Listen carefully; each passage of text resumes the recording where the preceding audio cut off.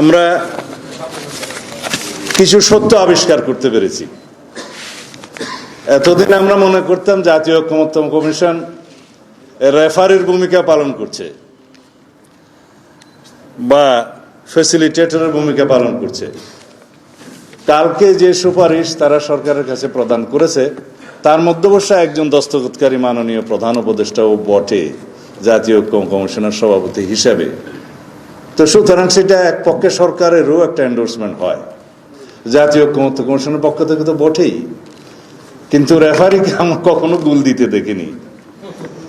যাই হোক, যে প্রপোজালসগুলো এবং সুপারিশগুলোর মধ্যে মোট সংযুক্তি সহ 94 পৃষ্ঠার একটা দলিল, তার মধ্যে প্রধান উপদেষ্টাকে উদ্দেশ্য করে চিঠি লেখা হয়েছে। ওখানে প্রধান উপদেষ্টা নিজেই দস্তখত করেছেন ঐক্যমত্য কমিশনের সভাপতি হিসেবে। তো বলা যায় সরকার এবং ঐক্যমত্য কমিশন তো মূলত একই। আর ঐক্যমত্য কমিশনের সাথে আলোচনার সময় আমার মনে হয়েছে ঐক্যমত্য কমিশন, সরকার এবং আরো 2-3টি দল তারা বোধহয় এক পক্ষ, আমি বিপক্ষেই খেলছিলাম মনে হয়। তো সেই হিসেবে জাতির পক্ষেই দায়িত্ব পালন করার আমরা চেষ্টা করেছি। কিন্তু আমার কেন জানি মনে হয়েছে কিছু দলের প্রস্তাব এবং ঐক্য কমিশনের নিজস্ব চিন্তা ভাবনা জাতির উপরে জবরদস্তি আরোপিত করার একটা প্রচেষ্টা লক্ষ্য করেছি। আমি আজকে এই কথাগুলো এই জন্যই বলতে বাধ্য হচ্ছি, কারণ যে দলিলটা প্রকাশিত হয়েছে সেই দলিলটা 94 পৃষ্ঠা আপনারা লক্ষ্য করে দেখবেন যে ওখানে ঐক্যমত্য কমিশনে যেভাবে ঐক্যমত্যে পৌঁছা গিয়েছে এবং যেই দলিলটা 17 তারিখে অক্টোবরের পার্লামেন্টের সাউথ প্লাজায় ঐতিহাসিক অনুষ্ঠানের মাধ্যমে স্বাক্ষরিত হয়েছে, সেই দলিলটা হুবহু ওখানে নেই। শুধু আছে ঐক্যমত্য কমিশনের প্রস্তাব, রাজনৈতিক দলগুলোর যে সুপারিশ এবং ঐক্যমত্য হলো, কিভাবে হলো, নোট অফ ডিসেন্ট কোথায় কোথায় আছে, কোনো কিছুরও সেখানে উল্লেখ নেই। 48টা দফা সংবিধানের বিভিন্ন রকমের সংশোধনের প্রস্তাব সহকারে তারা আদেশ ওখানে আদেশের মধ্যে তফসিল হিসেবে সংযুক্ত করেছে, বলেছে এগুলোর উপরে গণভোট হবে। তো তাই যদি হতো 11 মাস বা 12 মাস ধরে এই কসরত কেন করা হলো জাতীয় ঐক্যমত্য কমিশনে?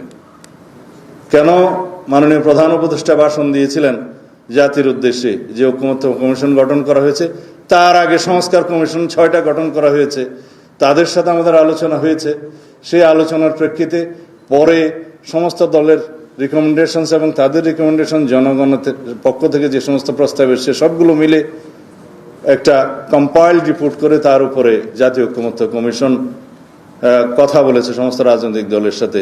জাতীয় ঐক্যমত্য কমিশনের সভাপতি হিসেবে মাননীয় প্রধান উপদেষ্টা নিজে সেটা প্রকাশ করেছেন যে এখানে রাজনৈতিক দলগুলো যে সমস্ত বিষয়ে ঐক্যমত্য পোষণ করবে সেগুলো সংকলিত করে একটা জুলাই জাতীয় সনদ হবে, সেটা স্বাক্ষরিত হবে এবং সেটা পরবর্তী পার্লামেন্টে বাস্তবায়ন হবে।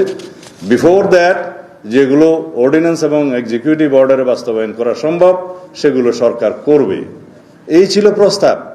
31শে জুলাই দ্বিতীয় দফার আলোচনা শেষ করার পরে যখন জুলাই সনদ প্রায় পাকাপোক্ত হলো এবং প্রণয়ন হওয়ার আগ পর্যন্ত যে সমস্ত বিষয়ে ঐক্যমত্য হলো, সেই দিন হঠাৎ করে বললো এটা বাস্তবায়নের জন্য 2-1টা দলের পক্ষ থেকে বলা হলো বাস্তবায়নের জন্য আইনানুগ ভিত্তি চাই, বাস্তবায়নের গ্যারান্টি চাই।